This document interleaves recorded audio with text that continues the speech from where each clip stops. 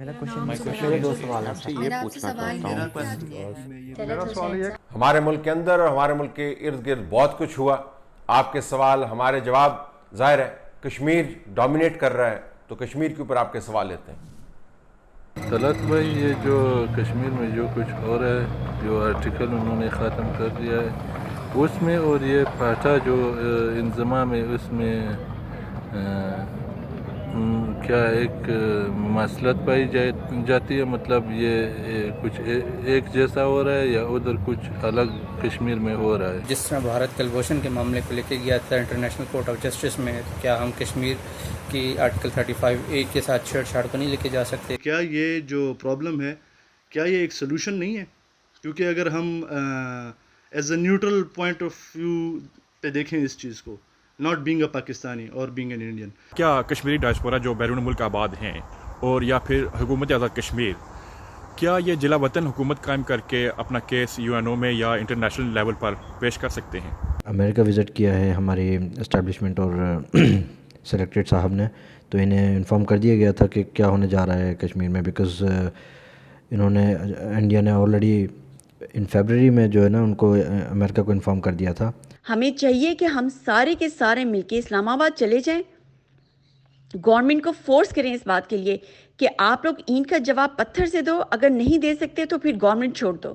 آپ پلیز مجھے کچھ سجیسٹ کریں اس کے بارے میں کہ ہم یہ سب کیسے کر سکتے ہیں, کیسے قوم کو اکٹھا کریں کہ سب ایک کاز کے لیے باہر نکل آئیں, اپنے اپنے مفادات چھوڑ کے ایک نظریے پہ کھڑے ہو کے باہر نکلیں. بہت شکریہ. یہ بہت سارے سوال ہیں, میں ان کا ایک کر کے جواب تو نہیں دے سکتا, لیکن اوورآل میں آپ کو تصویر بنا کے دیکھ سکتا ہوں. ایک تو جو پاکستان کا اندرونی معاملات ہیں, فاٹا سے متعلق ان سے کوئی مماثلت نہیں ہے.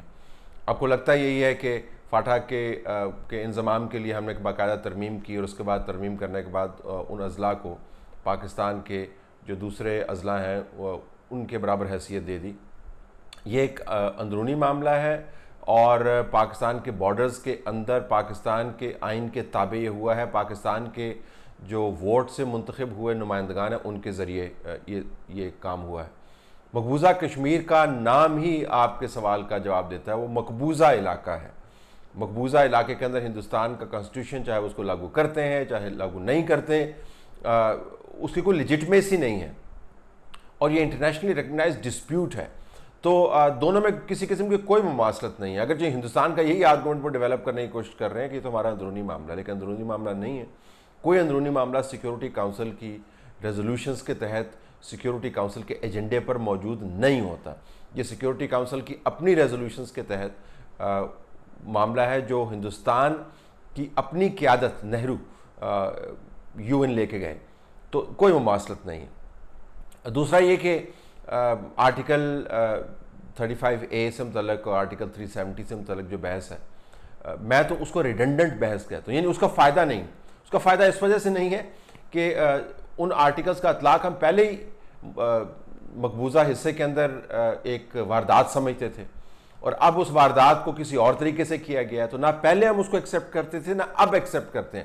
لہٰذا ابھی لوگ کہتے ہیں جی کہ اب ہندوستان نے غیر قانونی کام کیا ہے تو وہ ہندوستان کی اس پوزیشن کو اسٹرینتھن کرتے ہیں کہ ہمارا تو قبضہ اس کے اوپر قانونی تھا اور اب ہم نے اسی قانونی قبضے میں ایک اور قانون ایڈ کر دیا, یہ موڈیفائی کر دیا.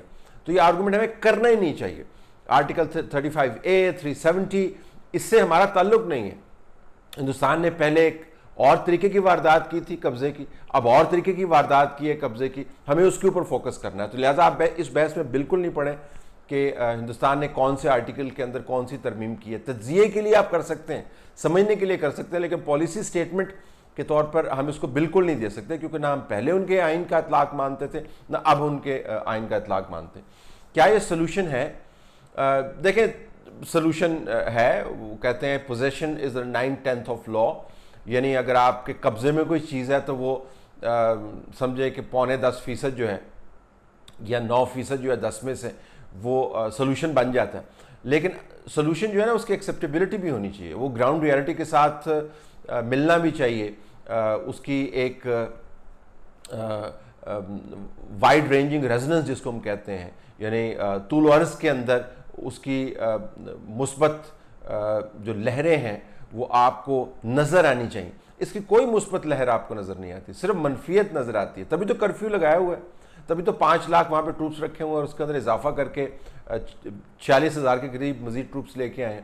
تو اگر واقعتاً سلوشن ہوتا, ہمارے لیے بعض جگہوں پہ لگتا ہے کہ آپ کو سلوشن ہے کہ جتنا لنگرنگ پرابلم ہے چلے سالو ہو گیا, لیکن یہ ایسے ہی ہے کہ جس طرح کسی متنازع جائیداد کے اوپر جہاں پر آپ کا بھی کلیم ہو, جہاں کے مکین یہ کہتے ہو کہ آپ قبضہ ہٹوائیں, تو ہم آپ کو بتائیں گے کہ ہم نے دائیں والے نیبر کے پاس جانا ہے یا بائیں والے نیبر کے پاس جانا ہے. تو اس جائیداد کے اوپر جو قبضہ ہوا ہے اس کو مان لیں. ہم جائیداد کا قبضہ تو نسلوں تک چلاتے ہیں اور لڑتے رہتے ہیں, اور ہندوستان نے جتنا بڑا قبضہ کیا ہوا ہے اس قبضے کی اگر اس نے نوعیت تبدیل کرنے کی کوشش کی تو اس کو ایکسیپٹ کریں. It's not a solution. دوسری بات یہ کہ سولوشن کے اندر سے بھیانک نتائج نکلیں گے. یہاں پر ریپریشن ہوگا, اور اس کے بعد جب ہندوستان ڈیموگرافک چینج یہاں پہ لے کے آئے گا, باہر سے لوگوں کو زمینیں خریدنے کی, یہاں پہ کاروبار کرنے کی جب وہ سہولت مہیا کرے گا, اس لحاظ سے وہ آرٹیکل کی ڈیبیٹ اہم ہے, لیکن پالیسی کے لحاظ سے نہیں. تو یہاں پر ایک ہنگامہ مچ جائے گا. اس ہنگامے کا سپل اوور ایفیکٹ جو ہے وہ پاکستان کے اندر پڑے گا بذریعہ آزاد کشمیر. تو یہ وہ سلوشن ہے جس سے مزید پرابلم جنم لیتے ہیں. ایگزائل حکومت کیوں نہیں بنا لیتے؟ دیکھیں, یہ جو آزاد کشمیر کی حکومت ہے اس کا یہ ٹیمپرری حکومت ہے, اور اس کا مقصد یہی ہے کہ ایک بیس کے طور پر استعمال ہو تاکہ کشمیر جو ہے وہ مکمل طور پر آزاد ہو, اور UN کی سیکیورٹی کاؤنسلز کے تحت اس کا حل ہو. کسی اور جگہ پر ایگزائل حکومت بنانے سے یہ مسئلہ جو ہے وہ انٹرنیشنلائز اس سے زیادہ نہیں ہو سکتا جتنا آلریڈی ہو گیا ہے.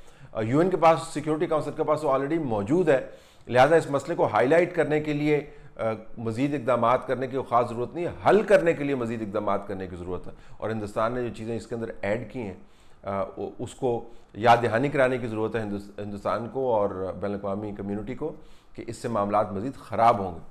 اب کیا ہمیں پتہ نہیں تھا؟ ہمیں پتہ ہونا چاہیے تھا, ہماری نظر اس کے اوپر ہونی چاہیے تھی, قومی ڈیبیٹ اس کے اوپر ہونی چاہیے تھی. لیکن آئی کین ٹیل یو کہ ہم اگر پہلے سے اس کا آغاز کر لیتے تو ہندوستان کا ہاتھ شاید تھوڑی دیر کے لیے رک جاتا, لیکن انہوں نے کرنا وہی تھا جو انہوں نے کیا. سو ان اے وے ڈٹرمنڈ تھے یہ کرنے کے لیے. معلومات کی فراہمی ہمارے پاس ہونی چاہیے تھی, قومی اسمبلی کے اندر, سینٹ کے اندر ڈیبیٹ ہونی چاہیے تھی. اب جو ہم چھلانگیں لگا رہے ہیں اس وقت ہمیں لگانی چاہیے تھی, اور ایک نیشنل کمیونٹی کو اس کے بارے میں اویئرنیس جنریٹ کروانی چاہیے تھی. ہم واقعتاً ہم اس کے بارے میں معلومات یا رکھ نہیں رہے تھے, یا ہم نے ان کو اہمیت نہیں دی. ڈپریس ہونے کی ضرورت نہیں ہے. جو دھچکا ہے وہ بہت بڑا ہے, لیکن ہندوستان اس کو آسانی سے ہضم نہیں کر پائے گا, کیونکہ ہندوستان کا مقابلہ آپ یقین رکھیں ہمارے ساتھ نہیں ہے. ہندوستان کا مقابلہ ہے لوگوں کی ول کے ساتھ. اور آپ نے دیکھا مقبوضہ کشمیر کے اندر وہ تمام لوگ جو ہندوستان کے آئین کے اوپر قسمیں اٹھاتے رہے, ہندوستان کے ساتھ مل کر کام کرتے رہے, اپنے آپ کو کشمیری نہرو اور کشمیری گاندھی کہلواتے رہے, وہ لوگ بھی اب کہہ رہے ہیں کہ ہم سے غلطی ہوئی ہے, ہندوستان کو ہم نے ٹرسٹ کیا. تو ایک بہت بڑا اندرونی ریاکشن آپ کو نظر آئے گا, اور یہ آسانی سے نریندر مودی اس کو ہضم نہیں کر پائے گا. یہ میں آپ کو وارن کر دوں کہ اگر یہ خیال ہے کہ اس پریشر کے تحت فوراً ہندوستان معاملات دوبارہ سے وہیں پر لے جائے گا جہاں پر پہلے تھے, تو یہ بھی خام خیالی ہے. یہ انہوں نے لمبا مسئلہ کھڑا کیا اور یہ طویل المدت ایک جدوجہد ہوگی, لیکن آسانی سے اس کو ہضم نہیں کر پائے گا, اور ہم ڈپلومیٹیکلی اس کو کنٹیسٹ کریں گے. ہم بہت کچھ اور کر سکتے تھے, لیکن یہ موقع نہیں ہے وہ باتیں کرنے کا.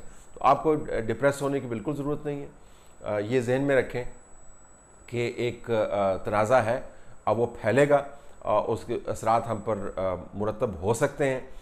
ہم بہتر تیاری کر سکتے تھے, اندرونی معاملات و تجربات میں ہم گزر رہے, ہم نے اس کے اوپر فوکس نہیں کیا, جس کا خمیازہ ہمیں بھگتنا پڑا.